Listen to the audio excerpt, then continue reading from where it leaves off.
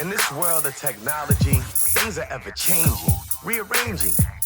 You need someone to help you out. I know someone who can. You'll never be alone. You'll be with Paul. I'm a dead slain in the Techzone. Welcome back to the Techzone, third segment of the show. Stay tuned for Hughes' announcement. Nah, I'm not going to do it. Make you wait till next week. But hey, inspirational stories are few and far between in the media when it comes to coverage, when it comes to shows. People love watching, hearing, seeing, commenting, tweeting, sharing train wrecks. It's time for us to flip the script on how we do certain things. Not to be led by the crowd. I mean, I remember my parents would always tell me this, that don't follow everybody. If they jump off a cliff, will you too? And unfortunately, there's several people on social media platforms that are jumping off the proverbial cliff. Why? They're tweeting things, they're sharing things that's causing them to lose their jobs. Let's hear a great story out there, a story of hope, of a person who beat the odds and the effect that this not only had on him, but also the young minds he is able to mold.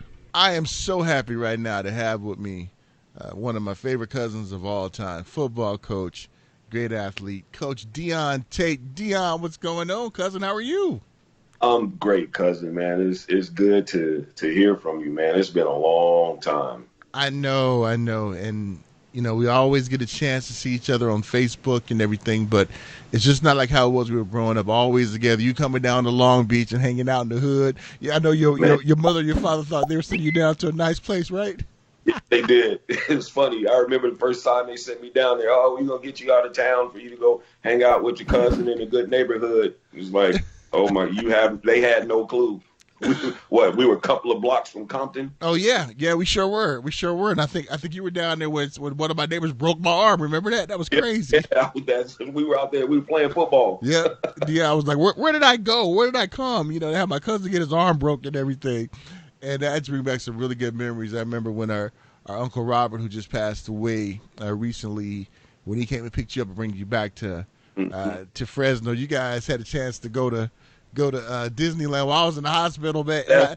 We went to Disneyland and left you in the hospital. I said, with family like that, who needs enemies now? But I'm glad you guys had fun, man. I think Uncle Bob went on Space Mountain and almost had a heart attack, didn't he? Yeah, he did. We were worried. That's right. We were worried about him because when they read the sign about heart conditions, and he was like, I don't know if I should get on this. Yep, that was so funny. But hey, I wanted to bring you on because you reached a milestone in your career. You are now a published author. The name of your book is More Than a Win: How to Run a Successful High School Football Program. And Dion, I knew just how great of an athlete you were growing up when you went to UNLV and you decided to pursue teaching. I knew you were going to be a coach. So take us through that coach journey to where you're at today, just one of the most successful football programs up in Northern California in Fresno. Yeah, that journey started like when we were little. I remember like with your younger cousins, like with Marquise and Aaron and Eben, one day we were out and we passed by the Salvation Army and we went in and they had football pads for like 25 cents each for like a helmet and shoulder pads. And I remember we spent, whatever little cash we had, and we went and we bought the football pads. And I remember taking them through football drills out in the front yard. So my love of the game started then, wanting to teach people how to play it, wanting to understand that people, knew the right fundamentals. So I started teaching them because I had been playing youth football and I wanted to pass it on, to my nephews. And so at a young age, I started coaching them and then, of course, went on to play high school ball, played college ball. And what really happened for me is when I got to UNLV, my football career didn't turn out the way I expected it because, you know, living in Las Vegas, wasn't going to class the way I should have, wasn't doing the things. And so football career came to an end because I wasn't serious about school at that point. It never really got a chance to take off. And so coming back home, when I went back to school to finish, I decided at that point I wanted to teach young men how to do it the right way. How to stay out of trouble, keep your grades up, surrounding yourself with the right people. So that's where my love took off. And the coaching, for me, it's not about the wins. It's about developing character. I think that's the thing that I get most out of coaching. One thing that I really like about your coaching style, you have fun with your kids, man. I remember it was either last year or a year before, you guys were like getting hyped up and everything, jumping around. I was like, that's the Dion I knew growing up. You and I clowning around and having fun. And that reminded me of a time we were younger. And I came to visit you. I think it was around summertime. Mm-hmm. And I remember you got back from football practice and you showed me your helmet. And you were like, this helmet has like air in it, but the other helmet didn't. And when I used to have the old helmet on, I used to get headaches and things like that. Talk about how you're educating the kids from things that you learned when football was like really, really like to the point where you had to like tough it out a lot and do things, and the coach didn't want to hear nothing. Talk about teaching work ethics to your kids now. That's one of those things. Now, it's hard because the game has changed so much. When we were younger, when I played in high school and even youth league, there were certain things that you could do then that are illegal now. The crackback block, for example. You can't crack back on a person who isn't paying attention. So that's one of those things that's been taken out. But the main thing that I can teach is you got to work hard. You got to push yourself. When you feel your body starting to break down, you got to go to that next level. Being that I'm at a smaller school, we don't have all the great athletes that they do in bigger schools. So there's where you really got to teach kids, push through it. I know you're hurting. I'm not running you because I don't like you. I'm running you because I want you to get better. So at the end of practice, when we're doing wind sprints, I'm not out there yelling to be a jerk. I'm out there explaining to them why. This is why I have you running all these wind sprints, because in the fourth quarter, your opponent is going to be tired. And I want you to embrace that and attack, so there's always a method to my madness. I teach conditioning as a part of the game. I'm not punishing you. I'm making you better. And what made you want to write a book about just the success that you've had and the work ethic? What kind of compelled you to do it? Was it your wife? Was it your family? Was it your kids? What was it? It was my wife, man. I would not have done that if not for her. The book came about, during this whole pandemic. We decided to get away, so we went to Pismo Beach, and we got a nice suite just overlooking the ocean, just to get away. Just sitting around the house, it just wasn't working. And so we were in Pismo, and I was just scrolling through my phone, and I saw a book of a philosophy written by another coach. And I said, oh, I'm going to go on Amazon and I'm going to buy this. And she's just said, why are you going to buy another book from another coach on his philosophy? Don't you have your own? It's like, well, yeah. Well, she said, well, tell me. And so I just started talking to her about it. And so the next day when we were driving back home, we stopped in a Rite Aid. I didn't know what she was doing. She went in and bought a notepad and a pen. And on our drive home, she just started asking me questions and just started jotting things down and saying, this is going to be your book. And so on that entire ride, it took a couple hours to get home. Just she's asking me questions, and I'm thinking back over the years and the things that I've learned with coaching and the mistakes that I've made and the successes that I've had. And it just formulated into this book. And if it was not for having that strong woman behind me, I would not have done it. I hear you, bro. I hear you, cousin. It's like in our families, man. We married some strong women, man, to keep us motivated, keep us going. You know, because I look at mine and the way she keeps me just going in my career and everything, and not letting me get down on myself. And your wife Carrie, you know, she seems like a very very amazing person. Haven't had an opportunity to meet her face to face yet because of the Rona and all these other things. But I'm looking forward to meeting my cousin too. And when we look at some of the obstacles of putting that book together, Dion, what would you say was a turning point when you were like, I have to finish this. I do not want to give up doing it. Did you reach a point where you were at a crossroads and saying, maybe I'm biting off more than I can chew? You mind sharing that part of the journey with us? Yeah. You know, I went through that. Who am I? You know, who am I? Who's going to want to listen to this, you know, little short dude from Fresno, California? You know, who's going to want to learn something from me? And so the biggest obstacle in writing this book was me, because I had to get out of my way and realize that, you know, maybe people can learn something from me. You know, I had this journey in my life for a reason, you know, and maybe sharing it with someone. You know, a quick little side note, there was a coach that I became friends with on Facebook because of a coaching group that we were in. And he's like in the Midwest somewhere.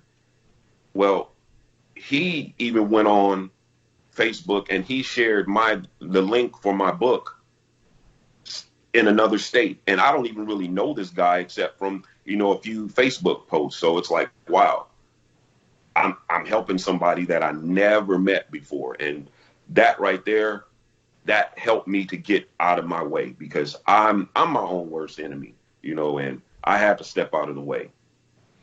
And that's really like the cool thing about social media. You know, social media has a dark side, because I know sometimes you and I have to put people on blast who are our friends because their thinking is just not where it should be. But this is like the good side of social media, where we can get that encouragement, we can get that love from supporters out there, and especially in your field, Dion. There's not that many African American coaches up north. No. So talk about what that means when you may get that look from somebody saying, "What are you doing here, coaching?" You know, how do you deal with that, and how do you prepare your athletes for that too? You know, that's man, I'm glad you brought that up, because it's an honor for me to be one, in the town that I coach, because I coach in a small town, Hanford, which, you know, about 30-40 miles away from Fresno. So I commute every day. I'm the first African American head coach in that town's history. And it's an honor, but I got a lot on my shoulders. One of the things that I remember my first game as a coach, you know, when the referees come up and they ask, you know, who's the head coach? I was walking towards the sideline, and the referees walked right past me and went up to my assistant coaches and were like, who's the head guy? And they all turned around and they said, you just passed him. And the look on that referee's face said it all. You know, he didn't mean anything by it, but in our area, there aren't very many African American coaches. And so instinctively, he went towards somebody else. And the look on his face said it all. He was like, oh, man, I'm embarrassed. I'm so sorry, coach. I'm like, no problem. It's like, it is what it is. But, you know, one of the things I think I'm breaking down barriers, because I got a lot of young kids who may not have had an experience with someone of a different culture like they're having with me. And I believe I'm changing lives, because some of my kids that just graduated, you know, one of my seniors said, man, he's like, all the years I played football, He's like, I've never had a white head coach. He's like, I've always had you. And I didn't think about it like that. And that meant a lot. It's like, wow, here it is. You got this young white kid who's saying he's never had a white coach. He's always had me. That's big because it's breaking down stereotypes. Yeah. I mean, that just warms my heart to hear that kind of story, because we hear about all the bad stories out there. See, these are stories that we need to magnify of this type of encounter that you're having with your student athlete, who you've coached for many years. And when you talked about how that referee walked past you, I remember when I first got into the media field. It was an event that I went to. I never went to nobody and said, when I emailed them about interviews, like, "Hi, I'm Paul. I'm in a wheelchair." So they have no idea. So when I come up, they automatically, look away. They'll do this, they'll do that, and I could tell you some stories kind of like yours, man. It's like, no, it's me, and then they're like, oh, but now I'm at a point in my career, like you're at the point in your career, where you have broke down those walls, and now not only do people know you, they respect you. And It's like with me, they know who I am now. They know Paul, the guy in the wheelchair. They know that. I get, they understand this now. And that just shows, man, how the responsibility that has been placed on your shoulders and others really shows that when we get into those positions, we have to make sure that our way of dealing could either set us back or it can propel us forward. Exactly. I've even had referees come up to me, and it meant a lot when an old school ref came up to me and said, you're one of the quality coaches in our area. He's like, you run your program with class. Whenever we're doing one of your games, we don't have to worry about any nonsense going on. I don't let my players talk back to the referees. If a kid gets into, like, in the game of football, things get heated, I pull that kid instantly and I talk to him about his character on the field. And that's one of the things that a lot of, I guess I'm starting to get respect in that, because I run a no nonsense, when it comes to conducting yourself in public. You're wearing the school colors. You're representing something bigger than yourself. Act like it. Like my daddy used to tell me, you're a Tate. When you go out in public, you represent that name well, because if I hear anything in the streets about my last name being drugged through the mud, you're going to have to deal with me. And that's the way I teach my boys. You are bears. And when you're in public, you conduct yourself in a positive manner. And you can see it, cousin. You can definitely see it, man. That's how we was raised, man. That's right. We come from strong. Yeah. We come from a strong bloodline. And parents did not play. No, because when I went to visit Aunt Vera and Uncle Tate, if I'd act like I had some sense, I was gonna be problems. Then if we went over to Aunt Leona's house, Uncle Robert's house, we'll have some problems. Uncle Al's house and Aunt Della's house, we'll have some problems. Then our older siblings and cousins, Marsha and Karen, would get at me. Everybody, exactly. Kim, Greg. So we would just, it taught us character. And I want to share something with you I've never shared with our side of the family before. Mm-hmm. But the reason why I got into broadcasting was a trip that I made up to Fresno, where we picked up your mother at the TV station she was working at. Okay. I thought that was just so cool. And when I got older, I was like, I want to be like my Aunt Vera and work in the media field.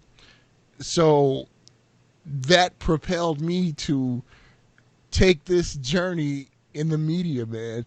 Because of that one trip I took to Fresno, picking up your mom, and here we are together, bro. Here we are together, cousin. Tell you, thing too. Your aunt, she was the first black woman ever hired at Channel 30. And she was the first program director too, right? Exactly, the first. And I remember at her funeral, we had, like, the newscasters they came and they spoke at her funeral, because she was groundbreaking. Because of her, it opened the doors for a lot of other people. And then when you think about our family legacy, that's what a lot of our our our parents, they open the doors for people, and we're continuing on, in that same line. We're opening doors for people. Absolutely. And I tell you, in one of these days, I'll have you back on. We'll talk about how Harris County in Texas was stolen from us. We'll talk. We'll say that. We'll say that for another show, right, Dion? Yeah, I was actually talking to my wife, man. We were talking about maybe even moving to Marshall, Texas. Yeah. It's that's where our bloodline is. So, Dion, before I let you go, cousin, anything else about the book? How can ones get the book, and just how this journey has been for you? Well, the book can be found on Amazon. Like you said, it's titled More Than a Win. Um, it's very easy to go. Just go, look my name up or type in the title. You can find the book. Amazon. It's a very easy read. It's on Kindle or in paperback. This has just been a crazy journey, Paul. I never thought, who would have thought when we were young kids out in the front yard at Uncle Robert and Aunt Leona's house, playing football in the front, doing mean machine and sticking our arms out. Was that?